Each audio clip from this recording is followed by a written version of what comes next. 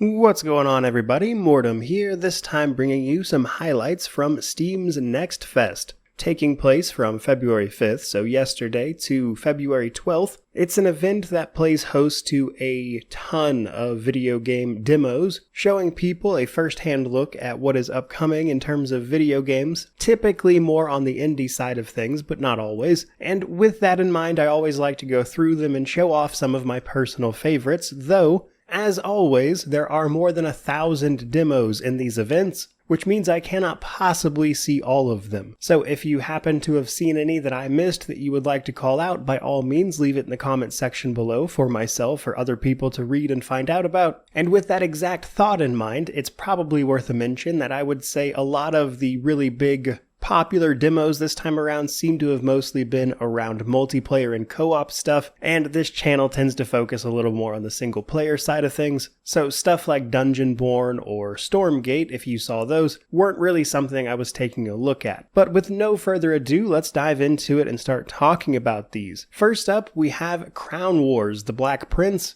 an upcoming TRPG set for a March release, actually, a game I had already planned on reviewing, but this one in particular is taking place in 14th century France, as it is loosely based on real historical events, but it also blends in some mild elements of darker fantasy. As a TRPG, if you've played games like XCOM, etc., you'd probably get the gist here. This one in particular uses a 3-action economy, allowing you to move, attack, or whatever else with those 3 actions. And on your turn, you can move all of your characters, which will allow you to set up some interesting combos, and then outside of combat, you'll be managing a large company of mercenaries, recruits, etc., all of which can be customized and personalized alongside your emblem, coat of arms, etc. And you also have to manage your actual domain, building up buildings, deciding which troops to commit to what battle, etc. And while I would be lying if I said it had anything that I haven't seen in other games before, it is nonetheless a really good take on a lot of those systems, and I had a good bit of fun with the demo itself. And as a quick side note, the dog that they give you in this demo was an absolute murder machine who got more kills than anyone else by far. Moving right along to our second entry though, another game I had already planned on reviewing, and this is Geneforge 2 Infestation.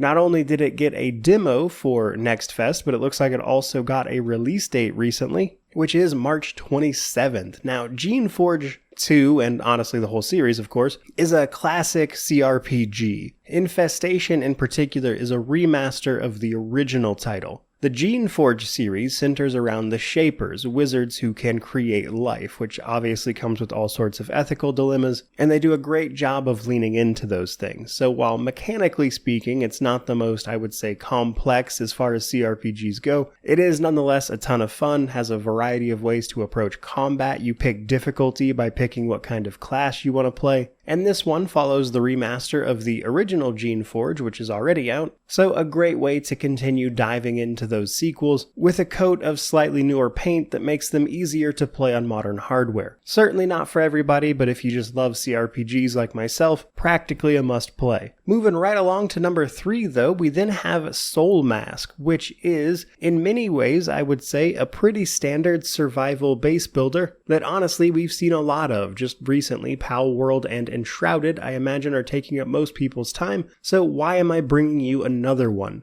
Well, to cut to the chase and get past all the usual mechanics that come with this kind of game, Soulmask, as the name might imply, has to do a lot with the actual mask your character is wearing, which seems to function as some sort of almost mind control device that allows you to take over tribesmen, or create one right at the beginning, but then later you can control others, is my understanding. So in addition to just you can build up an entire tribe of followers who are handling your base for you while you go out and try to fight the big beasts that are guarding set locations, and upon defeating them you can finally advance your mask's technology tree, allowing you to do more and more. Specifically, this game is trying to hone in on a complex AI system that sees things like tribal warfare occurring, and while you can play it offline single player, it's also going to apparently support up to a 70-player multiplayer on its official servers. So while some of it is certainly a bit janky, I think that system alone has a lot of, I would say, potential, and I'm curious to see how it shapes up, and it intrigued me enough that I wanted to mention it. Though that does bring us to number 4. This one is an action RPG with, I believe it's Coridden, or Coridden maybe? Either way, an ARPG that puts us in the role of a shapeshifter. Specifically, we come into possession of a magical or at least advanced set of gloves that allow you to take on the shape of a beast, provided you have an acceptable genetic sample. This means you'll be shifting between your human form, which comes with its own set of abilities, and an animal form, which has its own set of abilities. And that is on top of a class you'll be able to pick as well, which comes with its abilities. And you're not just limited to one animal either. Later on, you can find other options that allow you to turn into different things. You can also customize what kind of ranged attack that particular animal will have, and its stats will also be based on your abilities and things like that. And both your human and animal form have a separate energy bar, because everything you do, skill-wise, etc., costs energy, and they obviously want you to be switching back and forth a fair bit to help mix up some of that gameplay, I imagine. Combine that with maps that have a fair bit of platforming, as well as things like movement,